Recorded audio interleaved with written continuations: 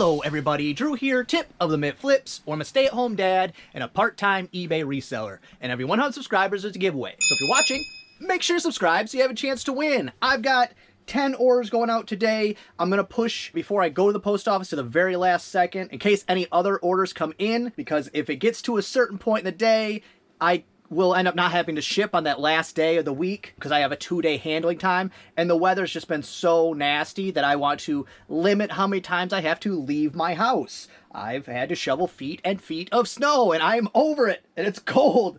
It's not so bad when it's like okay temperatures, you know, like 20 degrees plus, but when it's negative with the wind chill, like I think yesterday was -5 with the wind chill, it hurts. It hurts to shovel, so I don't want to do it anymore. I, of course, will skip the boat parts and total it at the end. Before we get started, though, this makes me just so mad. And I don't want to curse, but it makes me also want to curse. I don't want to show their info, but either way, I'll show you the back. I got a TCG player order returned saying it needs more postage. I know how postage works. I weigh it when it's close. I know exactly how many cards weigh how much because it's a repetitive thing. Nothing in the process changes. It weighs the same every time. So I know that this one was good to go. And so what they're claiming is that it weighs over an ounce. Does that look like that weighs over an ounce to you? No, it doesn't. It looks like it weighs exactly the same as every other pack that I send out that has 10 cards in it that weighs 0.8 ounces, which means it takes one stamp. The problem is I can't even complain about it because it's already stamped returned for additional postage. I would have to take it out of the envelope, redo it, all that kind of stuff, and then it would waste the stamp that's already on there. I have no way to, it's 20 cents to add the other stamp, but it's the principle of the thing. I'm right, they're wrong. It just makes me so mad. It's probably automated. It probably got kicked out, and so somebody stamps it. Oh, got kicked out. This is my job. I stamp it. Stupidity. I hate it. All right, let's get to some stuff that I do like making money. First thing going out, it's a book. It's kind of a cool one, too. It's Miss Pickrell on the Moon. Not that it's worth a lot of money, but it just looks cool. And I think this is the book where I had multiples of this Miss Pickrell series, and one of them was worth like 20 bucks, and then this one was worth like $10, if I'm remembering correctly. There was a book series where I had 2 of, and it was a lady on the cover, a children's series. I think that was the one. For that one, accepted an offer, $7.50, free shipping. I think I got that actually at a garage sale, 25 cents or something. Probably even less than that. But the vintage children's hardcovers, if they're in good condition, I pick them up without looking them up almost every time because, you know, you'll find some that are $9.99, free shippers. Ship media mail, of course, because it's a book. And then some not worth listing at all. But then you also will find that random one that's $50+. It has worked out overall. And when it comes to vintage books, looking everyone up, it just doesn't work because there's no barcode. So you got to type in the title. And if you're at a garage sale and you're trying to go through 25, 50 books, ain't got no time for that. Next up, it's a Jewel Pop. And I had mentioned last video that I was going to reach out to a buyer because the part number was not matching up with what they purchased. It was all good. And I went back and checked, and what it was, there was 3 variations of the exact same one in 3 different colors. And I had done probably a sell similar, and I didn't change the final number. So one was like a 356, 355, 354, something like that, and I had them all the exact same number. So I corrected that as well, but they're like, no, that's the one. I saw the picture. And I assumed because the other ones they bought were also the same color, so I thought they were probably more likely shopping visually than they were shopping by part number. But it is Pop B2. This one right here, I'm going to try to pronounce this. Bolas. I don't know. You would have probably saw it on the picture, but I don't know. However you would say that. But this one right here, which is, it's not blurry. I mean, the picture's blurry because I can never get those to zoom in right. But if you saw that it looked almost dirty, no, that's frost. Not frost, but you know what I mean. It's that cold in here. Things are freezing. $20.79 free shipping for that. And the Jewel Pops, I think per Jewel Pop, this is a total guess because it's a long time ago, but I want to say it was around $3.50 per that I end up paying for those. Next up, got a repeat buyer because they bought 2 items together. It is C3B. Oh, nice. C3B 19 and 20. C3B. Oh, this basket's almost done for. 19. Oh, I got multiples of that one. And 20. Here we go. Those 2 right there. They look like almost the same wig. They're both curly haired wigs. I think one has a ribbon and one doesn't. Something like that. For the pair of those, $31.98 free shipping. And because they're free shippers and I'm combining shipping, I am saving money, therefore making more money, more money, more money. Another combined ship. Oh, those are boat parts. It doesn't matter, but combined shipping again. Next up, D1A24. It is a doll of some kind, Barbie doll. It's gotta be a little one, because it's naked. Should be easy to find. 22, maybe this one. Yeah, D1A24. It's a little doll right here. D1A24 with something wrong with her knees. It's a weird stain. I'm sure that was detailed in the listing. For that right there, $10.39 free shipping. I got that from the big Barbie and book buy. And it's been printing money. I'm sure if you've been around long enough, you'll notice that my excitement for certain buys kind of gravitates from buy to buy. And it's not every buy. And this is a thing that people, I don't want to say they don't grasp, but that it's kind of the basis of how this type of resale store works. You have filler stuff. You have stuff that's, it's an okay buy. If you got better stuff, you won't, stuff I got down here on this shelf that's, just being ignored. All my stuff that's been pushed further and further along that's kind of being ignored. It's stuff so that I have stuff to list, punctuated by really good singular items, okay? That's what you're trying to get. But the ones that really matter are the large buys that end up being very lucrative. I know that sounds very simplified, but it's the most important buys you can make. It is when I make the Jewel Pops buy. I paid, I don't know, like $300 for all of them. It was a couple grand and they sold great. The Barbie and book buy. The shoes from 2 years ago, the Nike shoe buy. The boat parts, of course, now. Those have to happen.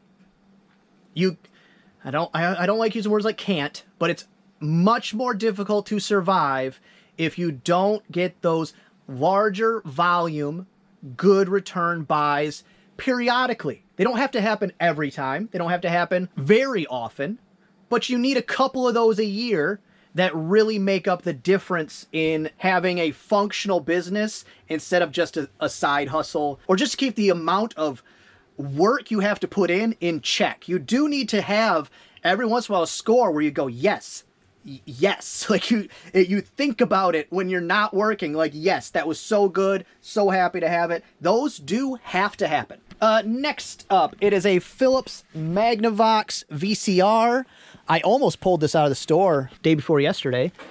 I'll just move my carpets out of the way that I want to get down on the floor so I can retain some more of the heat, but it is this one right here. After this, I might pull, because I think it's just this other VCR, this Mitsubishi, and then I have 2 electronics up here. I might pull those out and just finally can be done with these shelves. It's still also a lot of stuff to move to deal with that. I'm not going to get it out right now. I had, over this last week, 2 offers on this item, and I couldn't accept either one. They were both for $15, but at $15, I would rather pull it out of the store and sell it in my garage sale or sell it on Facebook Marketplace for $5 because it's not worth the time to pack it. It's barely worth the time to pack it for $19.99 plus shipping. I might have got it for free, $5, somewhere in that range, somewhere in that $3 to $5 range. But still, would I do that again? No.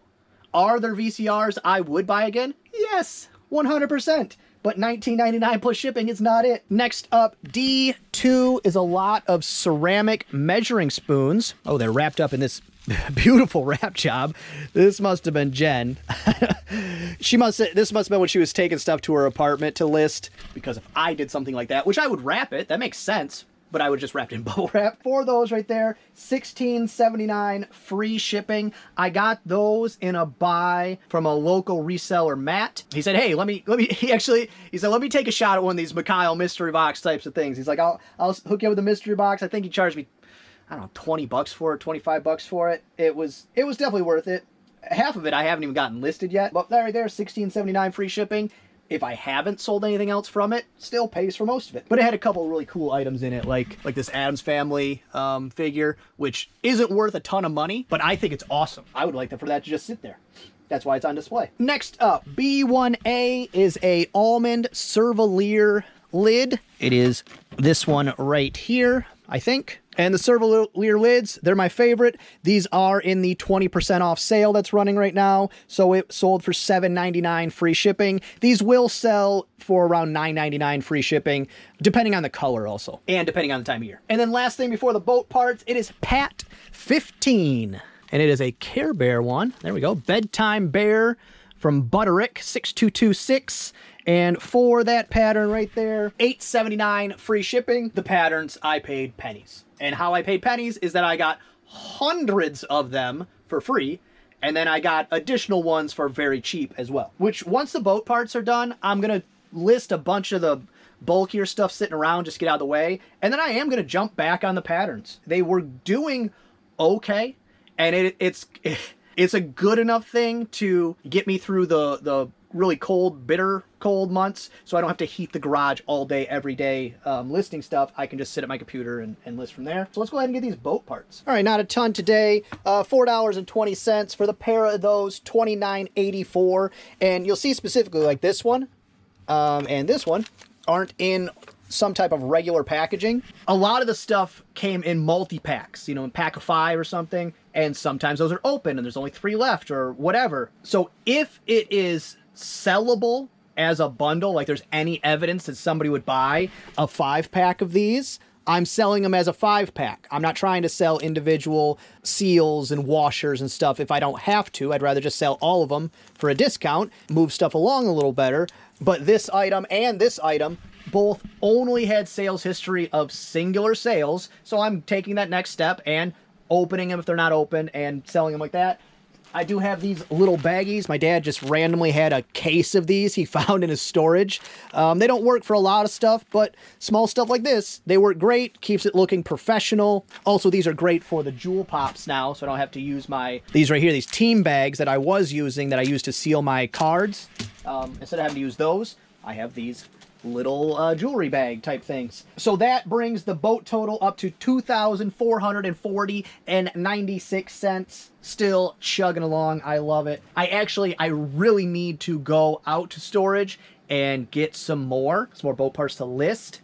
But I, like I said, have just shoveled and shoveled and shoveled. So at my storage, I have days worth of shoveling that I haven't done. So there's probably 3 or 4 feet of snow I got to shovel through to get into my storage unit. So it's a little good news, bad news situation because I have other boat part stuff here. They're just a little bigger and a little bulkier to deal with, and I'm really enjoying sitting at my desk at my own comfort and leisure and listing in my own little area. I get my blanket out, I get really comfortable. So it's forcing me to go through some of that other stuff, and a lot of the stuff I've been pushing aside are the packages that are opened, because now I have to take additional steps. Just, you know, it's not a ton of stuff, but I do have to put in the description that the packaging you receive it in may differ from the packaging it's pictured in, stuff like that. I have to, if it's like something like this, if it's like not that one, this one, something like this where it's a kit, like a carburetor rebuild kit or something like that, I have to itemize it, all that kind of stuff, which if it's worth less than $50, I'm not itemizing anything. I also have 2 separate piles I'm making. One of them is either on Terapeak, there is 0 sales history, which means in the last 2 years, one hasn't sold. If one hasn't sold in the last 2 years, I don't need to waste space with it. That goes in a different box. Also, if the price of that item is below, it still depends, but if it's below $7, I'm not listing it unless it's below $7, but there is a a very high sell-through rate, because then things like this might happen where they're buying this one. They're like, oh, I also need this nut or bolt or seal or whatever. And it becomes a combination sale. In my mind, that's still a good way to go, especially because the speed I can do it at. And then I have a second pile or third pile, whatever number I'm up to, of stuff where it's worth listing because the value of the ones listed is high, but there's not a sell-through rate. So that I do have a huge box of stuff that's the ones that are listed at $40, $50, $60, $100, but there hasn't been one sold in the last couple years. So I'm going on a bit of an assumption that they, as a boat parts seller, because a lot of these people are, that's all their store is, they have some knowledge that this part does sell at that price. It's just very rare to sell. And I'm okay with holding on to an item for 5 years if it sells for $100.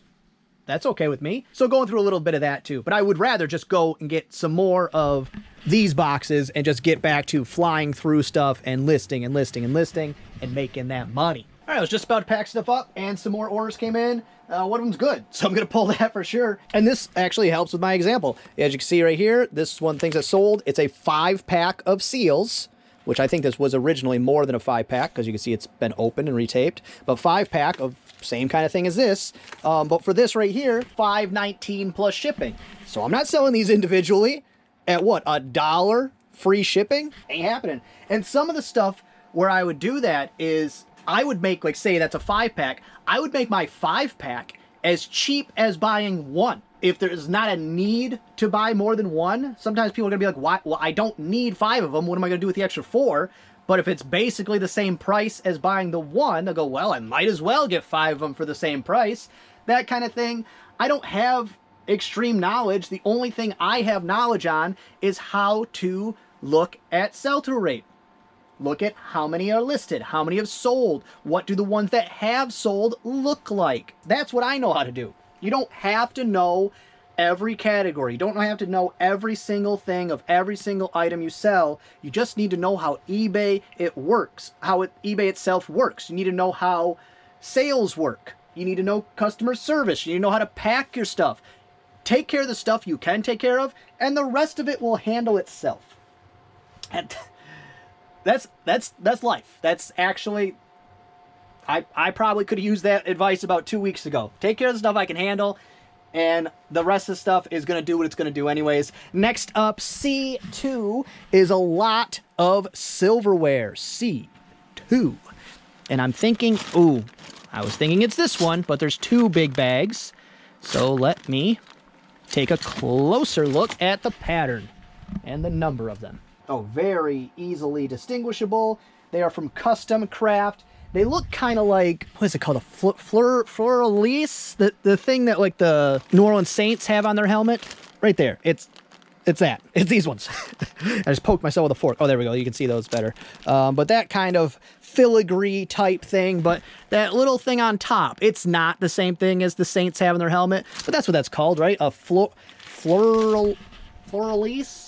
Something like that. Something very Frenchy sounding. But for this set of silverware, I don't recall where I got them. If I got them at a garage sale, $5-ish, somewhere in that range. $51.99 plus shipping.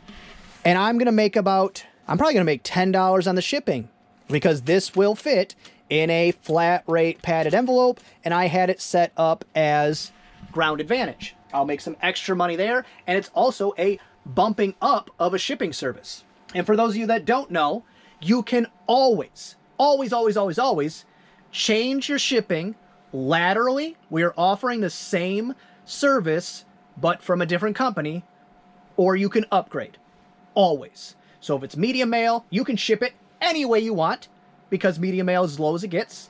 If it's Ground Advantage, you could ship it probably FedEx Ground, UPS Ground, that kind of thing would still be a lateral movement. But if it's Priority, you can't switch it to FedEx or UPS unless you do FedEx or UPS 2-day, whatever their 2-day is called, because it has to be a lateral movement. Will the buyer complain if you don't move it laterally or move it up? Unlikely. In most cases, no. Unless you do something hinky like they paid up for Priority or some type of priority shipping from a different company and you downgrade it to medium mail or something slower, they're going to be mad because they paid up for that service. But in most cases, they won't notice anyways. But do stuff the right way. You want to run a business, run it the right way. Even if you could skirt around things, even if somebody else skirts around things, don't. Run your business the right way. It will work out better for you in the long run. Well, that's going to be all for this one. I hope you enjoyed it. If you did, give it a thumbs up. If you didn't, go ahead and give it a thumbs down. Subscribe, share, and be good to each other. Just really neat. Hey, Pete. Do they ever really fix things? I have no idea what this is. What do I care? Let go. I'm good at this.